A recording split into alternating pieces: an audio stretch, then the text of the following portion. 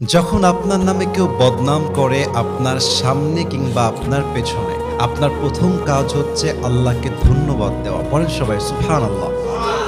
কি সুন্দর কথা আল্লাহ তাআলা বলছেন, খুব খেয়াল করবেন। আল্লাহ বলছেন, সবর ধারণ করো তাদের কথার ব্যাপারে যারা তোমার ব্যাপারে বদনাম করে। এর কারণ আমি আল্লাহ জানি তারা যা বলছে সত্য নয়, বরং তুমি হচ্ছ আসল সত্যবাদী। তুমি সেই অন্যায়টা করো নাই। এবং মাথায় রাখবা, যখন তোমার নামে কেউ বদনাম করে তোমার লাভ হচ্ছে দুইটা।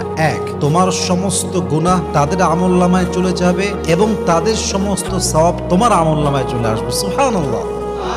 তো যারা বদনাম করবে তাদের জন্য আপনি আফসোস করবেন যে ইস রে, আমার ভাইটা বুঝে না, আল্লাহ আমার ভাইকে তুমি হেদায়াত দান করো। কিন্তু মানুষের বদনামের জন্য, অন্যের চরিত্র নষ্ট হওয়ার জন্য নিজের চরিত্র নষ্ট করা, এটা বোকামি ছাড়া আর কিছুই হতে পারে না, ঠিক কিনা বলেন? অতএব আজ থেকে বদনাম করলে নারাজ হবেন না, মন ছোট করবেন না, ভরসা রাখবেন এক সত্তার উপরে, তিনি কে?